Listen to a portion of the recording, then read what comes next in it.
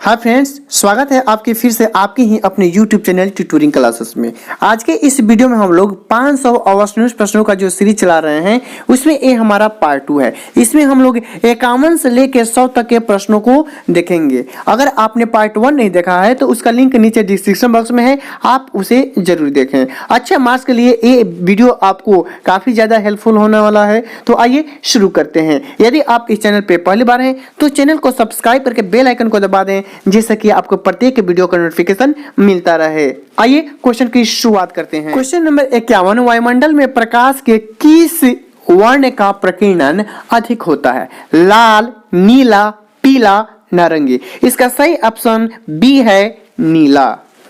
Question number 52 देखिए बाबू, प्रकाश के किस घटना के कारण सूर्य हमें वास्तविक सूर्योदय से लगभग 2 मिनट पूर्व दिखाई देने लगता है? आपसे पूछा भी जाता है कि प्रकाश का अस्तंभित होने से पूर्व हमें 2 मिनट पहले क्यों दिखाई देता है। आपसे डिस्क्रिप्टिव प्रश्न भी पूछा जाता है। तो इसका सही ऑप्शन क्या हो जाएगा? वायुमंडलीय अपवर्तन के कारण सूर्य जो है वास्तविक सूर्योदय से 2 मिनट पूर्व दिखाई देने लगता है। क्वेश्चन नंबर 43, निम्नलिखित में से कौन उभयलिंगी है?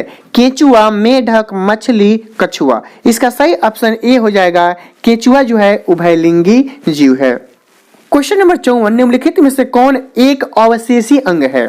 रीढ़ की हड्डी, अंगूठा, कान, अपेंडिक्स। इसका सही ऑप्शन डी हो जाएगा, अपेंडिक्स। क्वेश्चन नंबर 55, चिपको आंदोलन किससे संबंधित है? वन संरक्षण, मृदा संरक्षण, जल संरक्षण, वृक्षारोपण। तो चिपको आंदोलन वन संरक्षण से संबंधित है। क्वेश्चन नंबर 56, आधुनिक आवर्त नियम के अनुसार तत्वों के गुणधर्म निम्नलिखित में किसके आवर्ती फलन होते हैं?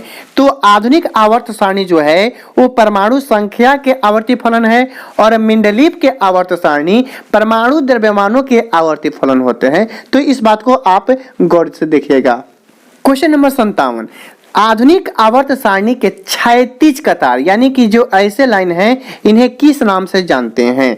आवर्त, समूह, कोष, इनमें से कोई नहीं। तो क्षैतिज को हम लोग आवर्त के नाम से जानते हैं। क्या कहते हैं? आवर्त के नाम से। और जो उदर्ग यानी कि लंबवत होते हैं इन्हें समूह या वर्ग के नाम से जानते हैं। क्वेश्चन नंबर 58, लोहे के फ्राइंग पैन को जंग से बचाने के लिए निम्न में से कौन सी विधि उपयुक्त है? ग्रीज लगाकर, पेंट लगाकर, जिंक की परत चढ़ाकर, इनमें से सभी। इसका सही ऑप्शन सी हो जाएगा, जिंक की परत लगा करके हम लोग लोहे के कढ़ाई को हम लोग क्या कर सकते हैं? बचा सकते हैं। क्वेश्चन नंबर 59, निम्नलिखित में से किस धातु को हम लोग चाकू से काट सकते हैं? यानी कि यह इतने मुलायम होते हैं कि इनके हम लोग चाकू से भी काट सकते हैं। Aluminium, sodium, magnesium, copper. तो इसका सही ऑप्शन क्या हो जाएगा? B, sodium.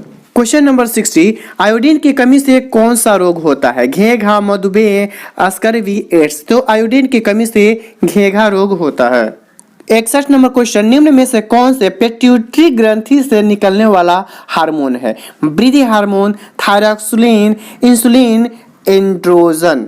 इसका सही ऑप्शन ए हो जाएगा, वृद्धि हार्मोन। क्वेश्चन नंबर 62, अमीबा में लैंगिक जनन किस विधि द्वारा होता है? अमीबा में लैंगिक जनन मुकुलन द्वारा होता है। 62 का ये ऑप्शन सही है। क्वेश्चन नंबर 63 है, फूल का कौन सा भाग फल में बदल देता है? पुंकेसर, स्त्री केसर, अंडाशय, बीजांड। तो इसका सही ऑप्शन सी हो जाएगा, अंडाशय जो है फूल के भाग को फल में बदल देता है। क्वेश्चन नंबर 64 देखिए, जब पश्चिम की ओर प्रक्षेपित कोई धन आवेशित कण किसी चुंबकीय क्षेत्र के द्वारा उत्तर की ओर विक्षेपित हो जाता है तो चुंबकीय क्षेत्र की दिशा क्या होगी? तो चुंबकीय क्षेत्र की दिशा उसमें ऊपरी मुखी होगी। 64 का डी ऑप्शन सही है। क्वेश्चन नंबर 65, हमारे घरों में जो विद्युत आपूर्ति की जाती है वह 220 वोल्ट पर दिश धारा होती है, 12 वोल्ट पर दिश धारा, 220 वोल्ट पर प्रत्यावर्ती धारा। इसका सही ऑप्शन ये हो जाएगा बाबू, 220 वोल्ट पे प्रत्यावर्ती धारा होती है। क्वेश्चन नंबर 66, गर्म जल प्राप्त करने के लिए हम सौर जल तापक का उपयोग किस दिन नहीं कर सकते हैं? धूप वाले दिन, बादल के दिन, गर्म दिन, इनमें से कोई नहीं। इसका सही ऑप्शन क्या हो जाएगा? डी हो जाएगा, इनमें से कोई नहीं। क्वेश्चन नंबर 67, निम्न में से कौन सा ऊर्जा स्रोत सौर ऊर्जा से उत्पन्न नहीं है? भूतापीय ऊर्जा, पवन ऊर्जा, नाभिकीय ऊर्जा, जैवमात। तो इसका सही ऑप्शन ए हो जाएगा, भूतापीय ऊर्जा। क्वेश्चन नंबर 68, दर्पण के सामने किसी भी वस्तु पर स्थित वस्तु का प्रतिबिंब सीधा प्रतीत होता है तो वह दर्पण कौन सा है? केवल समतल दर्पण, केवल अवतल, केवल उत्तर, या तो समतल या तो उत्तर। तो 68 का सही ऑप्शन क्या हो जाएगा? समतल और उत्तल दोनों हो सकता है। क्वेश्चन नंबर 69 देखिए बाबू, किसी कार का अग्रद्वीप में प्रयुक्त दर्पण निम्नलिखित में से कौन सा होता है? अवतल दर्पण, उत्तल दर्पण, समतल दर्पण, समतल या उत्तर। तो किसी कार के अग्रद्वीप के रूप में हम लोग अवतल दर्पण का प्रयोग करते हैं। क्वेश्चन नंबर 70, निम्नलिखित में से किसका अपवर्तनांक सबसे अधिक होता है? वायु, बर्फ, कांच, हीरा। तो हीरा का अपवर्तनांक सबसे अधिक होता है। क्वेश्चन नंबर 71, निम्नलिखित में से किस लेंस को हम लोग अभिसारी लेंस कहते हैं? उत्तल लेंस, अवतल लेंस, उत्तल एवं अवतल दोनों बाइफोकस लेंस। इसका सही ऑप्शन है ए, उत्तल लेंस को अभिसारी लेंस और अवतल लेंस को अपसारी लेंस कहते हैं। क्यों कहते हैं? ऐसे आपसे सब्जेक्टिव क्वेश्चन भी पूछा जाता है, तो ध्यान रखिएगा। क्वेश्चन नंबर 72, निम्नलिखित में से कौन गैस चूने के पानी को दूधिया कर देता है? तो इसका सही ऑप्शन ए हो जाएगा C, carbon dioxide. Question number 73, tartaric अम्ल निम्नलिखित में से किसमें पाया जाता है? टमाटर, संतरा, सिरका, इमली। तो इमली में हमें टार्टरिक अम्ल मिलता है। 73 का डी ऑप्शन सही है। क्वेश्चन नंबर 74, जिप्सम का रासायनिक सूत्र क्या है? जिप्सम का रासायनिक सूत्र कॉपर सल्फेट में 2 मोल H2O होता है। 74 का बी ऑप्शन सही है। क्वेश्चन नंबर 75, जिंक तथा सल्फ्यूरिक अम्ल के बीच अभिक्रिया से निम्नलिखित में से कौन सी गैस निकलती है? ये है हमारा जिंक की अभिक्रिया सल्फ्यूरिक अम्ल H2SO4 से कराते हैं तो हमें जिंक सल्फेट बनता है और हाइड्रोजन गैस मुक्त होती है। एक लिहाज से देखा जाए तो ये हमारा विस्थापन अभिक्रिया का भी फॉलो करता है, जिसमें एक अधिक क्रियाशील तत्व अपने से कम क्रियाशील तत्व को उसके यौगिक से क्या कर देते हैं? हटा देते हैं। तो इसका सही ऑप्शन क्या हो जाएगा? Hydrogen gas. हाइड्रोजन है सी में, इसलिए 75 का सी ऑप्शन सही है। क्वेश्चन नंबर 76, अमीबा अपना भोजन कैसे पकड़ता है? स्पर्शक द्वारा, जीभ द्वारा, कुटपाद द्वारा, मुंह द्वारा। इसका सही ऑप्शन ए हो जाएगा स्पर्शक द्वारा। क्वेश्चन नंबर 77, कौन सा एंजाइम वसा पर क्रिया करता है? Pepsin, trypsin, lipase, amylase. इसका सही आंसर ए हो जाएगा पेप्सिन। क्वेश्चन नंबर 78, किस प्रकार के श्वसन से अधिक ऊर्जा मुक्त होती है? वायवीय, अवायवीय, ए और बी दोनों, इनमें से कोई नहीं। तो वायवीय द्वारा हमें श्वसन से अधिक ऊर्जा मुक्त होती है। क्वेश्चन नंबर 79, मछली का श्वसन अंग कौन सा है? ट्रेकिया, गिल्स, त्वचा, फेफड़ा।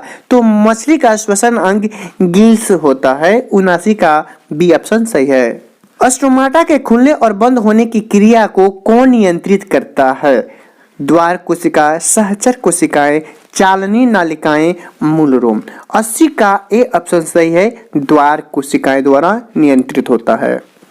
81 नंबर, निम्न में कौन ब्रिक की रचनात्मक एवं क्रियात्मक इकाई है? तो मनुष्य के ब्रिक की रचनात्मक और क्रियात्मक इकाई बी है नेफ्रॉन।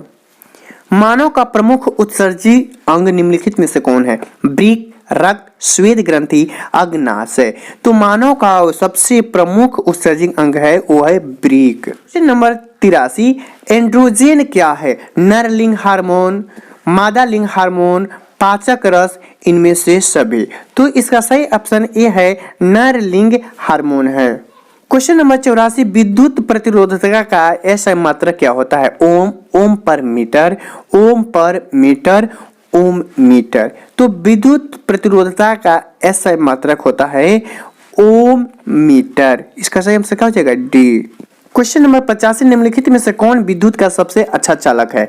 चांदी, लोहा, नाइक्रोम, रबर। तो विद्युत का सबसे अच्छा सुचालक क्या है? चांदी है। 85 का यह सही है।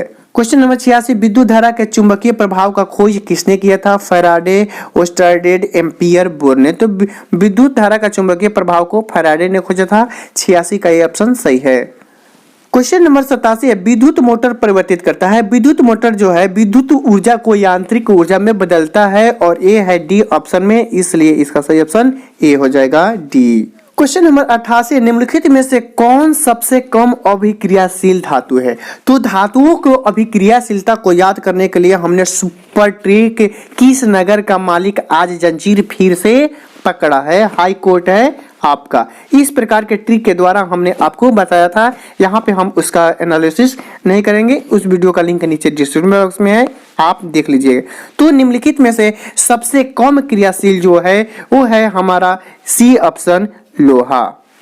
क्वेश्चन नंबर 89, कार्बन की परमाणु संख्या क्या है? क्वेश्चन नंबर 90, असंतृप्त हाइड्रोकार्बन जिनमें कार्बन कार्बन के परमाणुओं के बीच ट्रिपल बॉन्ड होता है उन्हें क्या कहते हैं? तो हमने हाइड्रोकार्बन में बताया था जोड़ो छोड़ो घटाओ, जोड़ेंगे एल्केन, छोड़ेंगे एल्कीन और घटाएंगे एल्काइन। तो जिसमें घटाएंगे उसमें ट्रिपल बॉन्ड होता है और वो है हमारा एल्काइन, इसलिए इसका सही आंसर क्या हो जाएगा? बी। क्वेश्चन नंबर 51, एथेनॉल के क्रियाशील मूलक का सूत्र क्या है? तो पार्ट 1 में हमने बताया था कुछ जरूरी क्रियात्मक समूह हैं, आप उन्हें जरूर याद करें।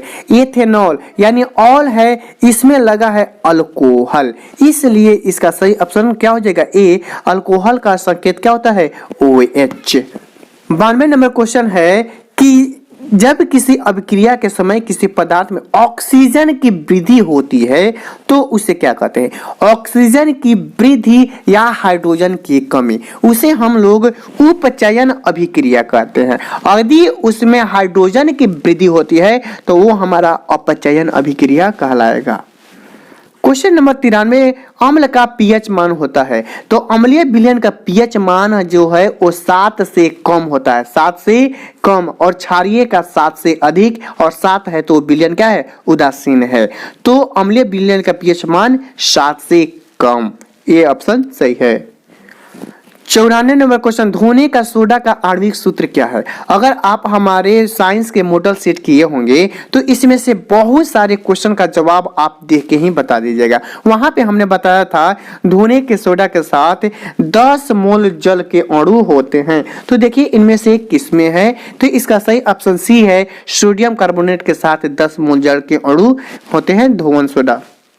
क्वेश्चन नंबर 95, मधुमक्खी का डंक एक अम्ल छोड़ता है जिसके कारण दर्द एवं जलन होता है। मधुमक्खी के जगह पर आपके लाल चींटी भी कह दे। अब इन चींटी के काटने से हमें फॉर्मिक अम्ल मिलता है जिसे IUPAC नाम में हम लोग मेथेनोइक अम्ल कहते हैं। इसका सूत्र होता है HCOOH, यानी कार्बन एक, इसलिए मेथेनोइक अम्ल हो गया। तो देखिए किसमें है? ये ऑप्शन सही है। क्वेश्चन नंबर 96, निम्न में से किस दर्पण की फोकस दूरी धनात्मक होती है? समतल दर्पण, उत्तल दर्पण, अवतल दर्पण, इनमें से सभी। तो इसका सही ऑप्शन क्या है? उत्तल दर्पण की फोकस दूरी धनात्मक होती है। क्वेश्चन नंबर 97, किसी लेंस का द्वारा उत्पन्न जो आवर्धन हमें मिलता है उसका यह सही मात्रा क्या होता है? देखिए आप यहाँ पे फंस जाइएगा, जो आवर्धन है वो हमारा यूनिट लेस होता है, उसका कोई मतलब मात्रक नहीं होता है। इसका सही ऑप्शन क्या हो जाएगा? डी हो जाएगा, मात्रक विहीन होता है। क्वेश्चन नंबर 98, निम्न में से किस माध्यम में प्रकाश की चाल सबसे अधिक है? यही क्वेश्चन वहां पे पूछा गया था पार्ट 1 में। तो वहां पे हमने बताया था निर्वात, निर्वात को ही हम लोग कहते हैं हवा। तो हवा में प्रकाश की चाल सबसे अधिक होती है। 98 का ये ऑप्शन सही है। क्वेश्चन नंबर 99, नेत्र में प्रवेश करने वाली प्रकाश किरणें का अधिकांश अपवर्तन कहाँ होता है? कॉर्निया के बाहरी पृष्ठ पर, अभिनेत्र पर, नेत्रोद में, दृष्टिपटल पर। इसका सही ऑप्शन ए हो जाएगा, कॉर्निया के बाहरी पृष्ठ पर उसका अपवर्तन अधिक होता है। क्वेश्चन नंबर 7, किसी अंतरिक्ष यात्री को आकाश कैसा प्रतीत होता है? तो किसी भी अंतरिक्ष यात्री को आकाश जो है कैसा दिखाई देता है? काला दिखाई देता है। और अंतरिक्ष से पृथ्वी कैसा दिखाई देती है? नीला दिखाई देती है। इसी के साथ हमने 100 का टारगेट क्या कर लिया? कंप्लीट कर लिया। इससे आगे के वीडियो में हम लोग 100 से आगे के क्वेश्चन को देखते हैं, फिर मिलते हैं अगली वीडियो में। तब तक के लिए धन्यवाद।